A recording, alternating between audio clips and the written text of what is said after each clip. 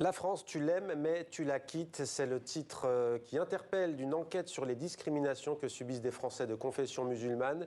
Ils s'appellent Mourad, Samira, Karim. Ces citoyens sont banquiers, fonctionnaires, professeurs. Ils racontent leur malaise face à la défiance qu'ils pensent susciter. Ils dénoncent une atmosphère suffocante, une assignation ou encore un immense gâchis. Avec nous pour en parler, Olivier Estevez, bonsoir. Bonsoir. Bienvenue à vous. Vous êtes professeur des universités de Lille, spécialiste du monde anglophone.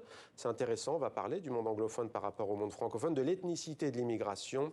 Et avec nous, Alice Picard, enseignante agrégée des sciences économiques et sociales et chercheuse associée au laboratoire à Rennes. Vous êtes tous les deux co-auteurs du livre, donc, La France, tu l'aimes, mais tu la quittes. Enquête sur la diaspora française musulmane. C'est aux éditions du Seuil. Olivier Estevez, votre enquête sociologique s'appuie sur un échantillon quantitatif de plus de 1000 personnes. Signalons-le, 140 entretiens approfondis. Vous avez pris le temps, tous ont quitté la France. Ils ne se connaissent pas. A priori, quel est le dénominateur commun? Quels sont ces sentiments qu'ils ressentent toutes et tous? Alors c'est difficile de brosser un portrait comme ça de toutes ces personnes prises ensemble, mais disons que l'élément principal en fait qui va résumer les trajectoires personnelles de ces personnes-là, c'est quand même souvent effectivement des vécus émaillés de discrimination, d'islamophobie, donc vécus effectivement à la fois à travers des discours médiatiques et des discours politiques qui souvent se répondent un peu l'un l'autre. Après, il ne faut pas non plus oublier qu'on a une minorité substantielle de personnes qui ont quitté la France, pas nécessairement pour ces raisons-là, mais qui, une fois la France quittée, ont réalisé qu'en fait, elles avaient considéré en France comme banales des choses qu'elles considèrent désormais comme inacceptables depuis qu'elles habitent au Canada ou en Grande-Bretagne. Elles ne sont pas forcément parties pour les discriminations. Tout à fait. Pourquoi, pour tenter une expérience? Voilà, tout à fait. Alors, on a 14 raisons. Alors, peut-être que, je ne sais pas, Alice, tu veux dire 2-3 mots de... Non, c'est intéressant. Okay, d'accord. C'est intéressant sur le côté, c'est à l'étranger que beaucoup retrouvent leur francité, en fait. On les appelle presque les Frenchies, en fait, une fois qu'ils sont à l'étranger, ce qui ne leur arrivait pas en France. Ben, exactement. En fait, c'est un peu le paradoxe, c'est qu'il a fallu que ces personnes quittent la France pour que on les reconnaisse par leur accent, par leurs habitudes aussi alimentaires, culturelles, et que effectivement, il y a le cas d'une enquêtée qui dit, tant que j'étais en France, on ne voyait que mon voile, que mon foulard, et donc maintenant elle travaille dans un hôpital et elle raconte ce moment où en fait on la désigne comme the French woman. Ouais, la française, ça la surprend. Oui. Alors, ce qui est intéressant également, c'est qu'il y a quantité de ces personnes qui ont été pointées du doigt comme étant l'arabe ou le musulman ou la musulmane. Et quand ces personnes-là arrivent à Montréal ou à Bruxelles ou à Genève ou à Londres, ces personnes-là nous disent, pour beaucoup d'entre elles, moi, je tuerais pour une raclette, quoi, en fait.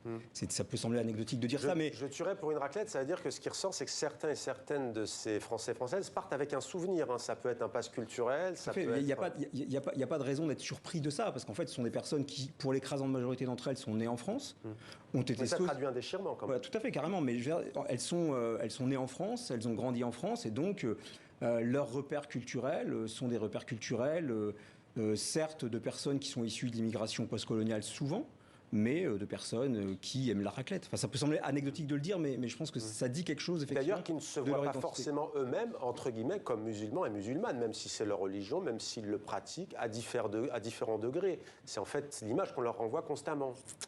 Il y a ça. Après, il y a quand même dans notre échantillon une grande majorité de personnes pour qui la religion musulmane est importante en termes d'identification.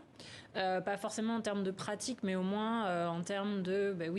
ça me constitue identitairement. Et de l'assumer publiquement, en fait.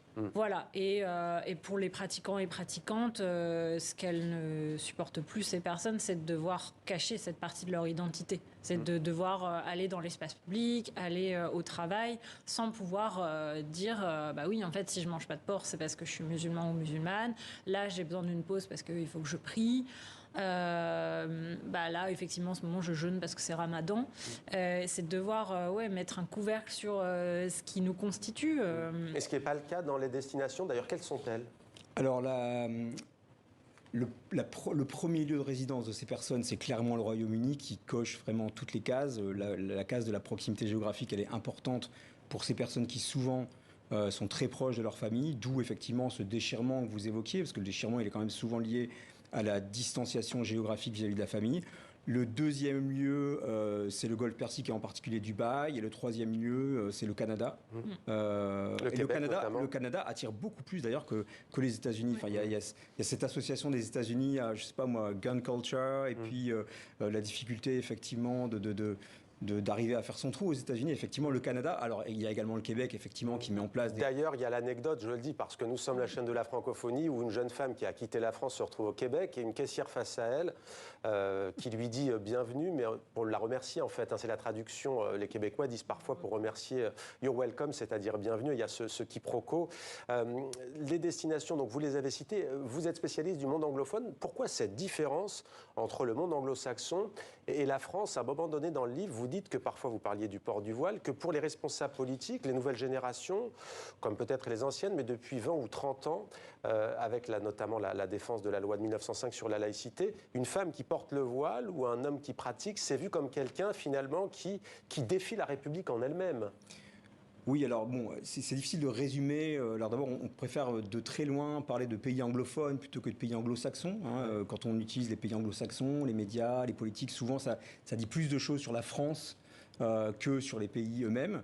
Après, c'est difficile de résumer les pays anglophones dans leur entièreté. L'Australie d'ailleurs, qui est citée aussi dans votre livre, ce qui est intéressant, c'est qu'en fait, à travers un certain nombre de controverses qui quand même durent depuis 35 ans en France. La première affaire dite du voile à Creil, c'est 1989. Ça fait 35 ans qu'on ne sort pas effectivement de cette litanie d'affaires autour de la laïcité. On a des enquêtés qui nous disent, en fait, la Grande-Bretagne, elle est plus laïque que la France. Plus laïque que la France au sens où effectivement la laïcité qui n'existe pas là-bas, puisque l'État de fait n'est pas laïque, l'État est organiquement lié à la religion établie qui est le protestantisme anglican, mais il y a une laïcité qui se déploie comme une liberté de religion. Elle est plus inclusive, vous voulez dire? Tout à fait, c'est une liberté de religion. Il y a des policiers britanniques avec le sikh, il y a des femmes voilées dans l'administration publique.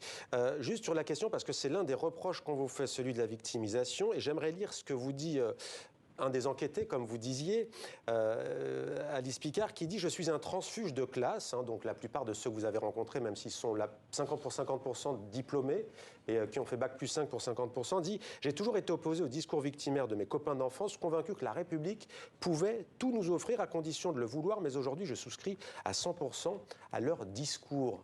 C'est un aveu quand même assez édifiant.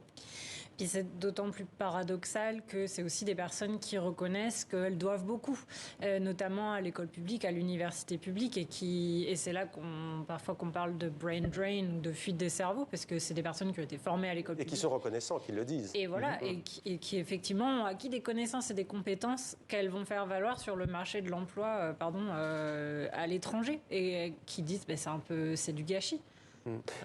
Vous avez cité l'affaire de Creil. Il y a bien entendu d'autres tournants, notamment les attentats 2015. C'est à partir de ce moment-là aussi que ça accélère, qu'il y a cette atmosphère, entre guillemets, pour les personnes qui s'en plaignent, suffocante.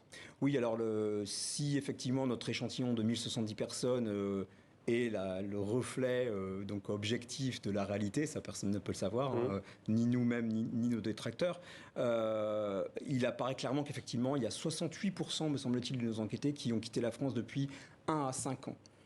Et l'enquête a pris fin donc, en 2022, autrement dit les attentats de 2015 et puis ce qui a suivi 2016. Mais c'est quoi la répercussion? C'est que c'est la demande de se justifier, de se désolidariser, de se condamner le matin en arrivant au travail, c'est les regards, c'est ça, et puis c'est aussi des fois des événements beaucoup plus traumatiques. Une femme qui porte un hijab et qui se fait cracher dessus dans la rue et qui après reste 2 semaines chez elle sans bouger et décide ensuite de quitter le pays pour aller à Birmingham. Donc justement, la personne dont tu parlais et qui est maintenant sage-femme à Birmingham, bon, c'est un exemple parmi d'autres, quoi. Mais il y a quand même un état de droit. Ces personnes, elles ont des recours, le font-elles? Est-ce qu'il y a un silence, une omerta autour de cette question? Il y a un cas, une personne qui nous a dit qu'elle avait été victime d'une perquisition et qui a fait valoir effectivement ses droits auprès du tribunal administratif, le tribunal a reconnu effectivement qu'il n'y avait pas de raison de le perquisitionner, mais le mal était fait. C'est-à-dire que, en fait, il a dit, OK, j'ai été dédommagé, mais ça ne couvre pas le coût des séances chez le psychothérapeute ensuite. Parce que c'est traumatisant. Il compare ça à ce qu'on voit dans les films, les forces de l'ordre qui frappent à la porte le matin, d'être qui arrivent armés, etc. Et ça traumatise la personne en elle-même, mais aussi ses proches, sa famille, et puis toutes les personnes. Mais dans quel autour. cadre la perquisition Dans le cadre de l'état d'urgence qui a permis de perquisitionner chez 4000 personnes, si je me souviens bien des chiffres. En fait, cette personne qui est de La Rochelle au départ était coordonnée en fait une association culturelle musulmane qui a été dans le collimateur visiblement des forces de l'ordre qui effectivement ont perquisitionné dans des conditions accusés d'entrisme. Oui, voilà, ce genre de choses. Alors c'est un cas parmi plein d'autres. En l'occurrence, c'est un cas qu'on a nous-mêmes interrogé. Mais... Il y a la circulaire aussi de Claude Guéant qui revient, l'ancien ministre de l'Intérieur, qui est cité parfois dans votre livre, qui a été abrogé, je crois. Oui, alors moi, ce dont je me souviens beaucoup plus précisément, c'est la blague. Alors, je n'ose pas dire la petite blague, parce qu'elle a eu un impact très délétère, en fait. C'est la blague de Brice Hortefeux, en fait, en 2012, sur, quand il y en a un, ça va, mais c'est quand il y en a plusieurs que ça ne va pas. Il y a plusieurs enquêtés qui ont clairement vécu ça comme un affront personnel. Et comme il ne disait pas musulman, il disait arabe. Oui, tout à fait. Mais voilà, il y a une... Mais bon. Ouais. Il y a un jeune comorien aussi qui témoigne auprès de vous. Le profil, ce sont des jeunes issus de l'immigration maghrébine. Vous avez aussi travaillé sur les jeunes issus de l'immigration subsaharienne. Un petit peu. Après, les personnes qu'on a touchées, elles sont représentatives aussi des musulmans et musulmanes de France, où à 70%, c'est des personnes... d'origine maghrébine, effectivement. Donc nous, c'est ça aussi. Alors on a fait un effort quand même pour aller chercher d'autres profils. Et donc effectivement, on a quelques personnes issues d'Afrique francophone, enfin subsaharienne, quelques personnes des Comores, quelques personnes turques, mais sinon, dans leur grande majorité, oui, c'est des... Est-ce que vous êtes tous... Allez-y. Pardon, on a juste une surreprésentation assez nette dans les entretiens, une surreprésentation des personnes converties. Il y avait vraiment une vraie volonté parmi les personnes converties de témoigner de ce que ces personnes ont vécu en France. C'est-à-dire qu'en fait, leur vécu de la discrimination et de l'islamophobie a été particulièrement violent parce que particulièrement abrupt. Lorsque vous naissez en tant que Christophe ou en tant que Sandrine, vous avez rencontré que vous êtes socialisé, vous êtes né dans le groupe majoritaire, tout va bien, voilà. Et après, une fois que vous êtes converti, surtout quand vous êtes une femme qui porte un hijab, parce que quand vous êtes un homme que vous appelez Christophe et que vous avez une grosse barbe, vous pouvez passer pour un hipster, donc c'est cool, c'est à la mode. Par contre, quand effectivement vous portez un hijab, c'est pas exactement la mode, surtout en France. Juste sur la question puisque vous parlez cette fois des convertis et des prénoms, certains changent de prénom, il y en a dans leur livre, d'ailleurs ça fait tout un débat en France, avec la polémique initiée par Éric Zemmour, qui avait appelé en face de lui, il a d'ailleurs été condamné pour ça, une jeune femme à dire qu'un autre prénom lui irait mieux.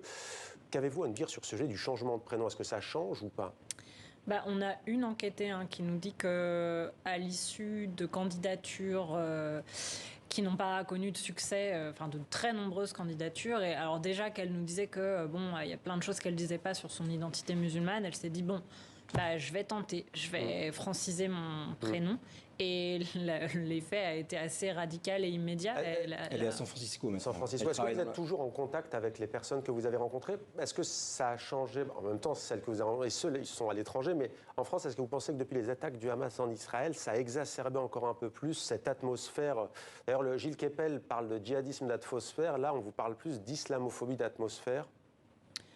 En tout cas, comme l'enquête s'est arrêtée avant, on ne sait pas dire. On peut faire l'hypothèse. Et en tout cas, depuis que le livre est sorti, on a des échos, on a des personnes qui nous écrivent, qu'on connaît personnellement ou pas, et qui nous disent, en fait, c'était déjà suffocant avant, mais alors maintenant c'est encore pire, et qui préparent leur départ. En fait, ils revendiquent le droit à l'indifférence, y compris de ne pas forcément se positionner sur un conflit qui a lieu...